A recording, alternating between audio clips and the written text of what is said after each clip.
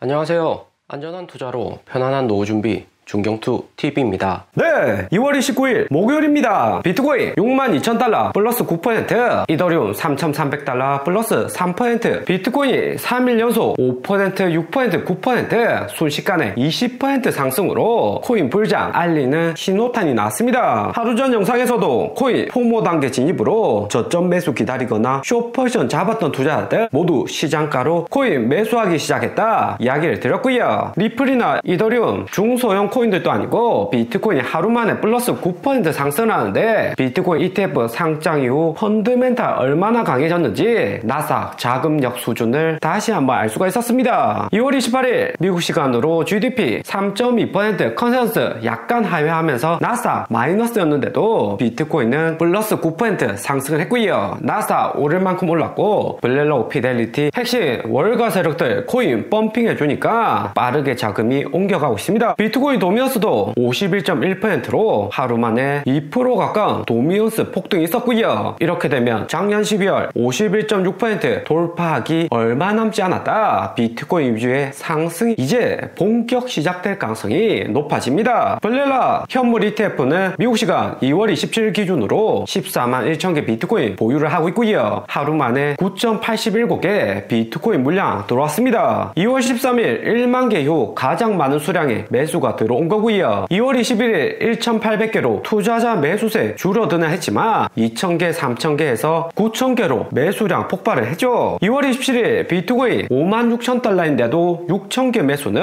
지난 가격 상승에도 추가 매수 더 많이 했다 볼 수 있습니다. 긍정적으로 보는 투자자들이 많다는 거죠. 거기에 피델리티도 하루 전 4,000개 이어서 이번에도 4,000개 추가 매수 들어왔습니다. 이렇게 매수세 상승하는 것은 블랙록, 피델리티 영업사원들이 적극적으로 고액자산가 펀드 회사에게 영업을 하고 있다 보면 되고요. 당장에 코인 사라, 지금 안 사면 늦다 전화를 돌리는 거죠. 증권사 영업사원들도 가격 오를 때 투신 더 증가한다는 점 잘 알고 있고 스스로 커미션 잘 받으려면 적극적으로 응대를 해야 되죠. 고객들도 자코인 회사가 전화하는 것도 아니고 블랙록, 피델리티 어깨 1등 추천하니까 다시 한 번 더 생각을 합니다. 지금까지 블랙록이나 피델리티 영업사원들 추천해준 ETF 매수하고 손해본 적도 거의 없으니까 알겠다고 매수하는 투자자들 많은 거고요. 미국에서 펀드 매니저 월가 종사자는 한국 증권사 직원하고는 분위기가 다릅니다. 한국은 워낙 잡주 많고 대주주들 무차별로 유상증자하면서 주식시장을 또 다른 자금 공급처로 사용을 하고요. 그러니까 다수 한국 투자자들 증권사 자코인에 대해서 불신이 많은 겁니다. 하지만 미국 S&P, 나스닥 종합지수처럼 꾸준히 이렇게 상승하면 한국 부동산 상승기처럼 포모 심리가 급증을 하는 거죠. 블랙록, 피델리티 영업사원이 코인 ETF 매수해라고 이야기하면 다수가 매수한다는 이야기입니다. 그리고 업비트 원화마켓에서 비트코인 가격 8,700만원 전고점을 넘겼고요. 달러로는 69,000달러 전고점 도달 못했는데 원화마켓에서는 계속해서 상승하고 있습니다. 2021년 당시 원달러 환율이 지금 1,335원보다 낮았으니까 달러 가격은 전고점 못 돌봤지만 원화 가격은 더 상승을 한 거죠. 피델리티 거시경제 분석가 말처럼 비트코인 가격 7만 달러 이상 올라가면 원화마켓에서 9천만원도 불가능한 게 아닙니다. 비트코인 1억 원 정말 얼마 남지 않았고요. 이번 비트코인 상승에 블랙록 ETF나 ARKB, 아크 비트코인 ETF 모두 1월 직전 고점 넘게 상승을 했습니다. 34달러, 60달러인데 ETF 상장되고 즉시 고점에서 매수했다고 해도 10% 이상 수익권이고요. 기관들은 하락 올 때 추가 매수 더 하니까 가격은 더 상승을 하는 거죠. 블랙락 골드 ETF가 2005년 상장하고 4배 이상 가격 상승했는데 2008년 금융위기에도 마이너스 30% 조정밖에 오지 않았습니다. 그리고 현재 블랙락 비트코인 ETF는 시작하는 단계일 가능성이 매우 높고요. 블랙락 ETF는 상장 이후 4년 내내 상승을 했습니다. 2005년 여기 바닥에서 블랙락 금골드 ETF IAU 매수를 했다면 아침에 눈만 뜨면 계속해서 수익이 나고 처음에는 약간 투자 하다가 이후에는 돈 된다면서 영끌해서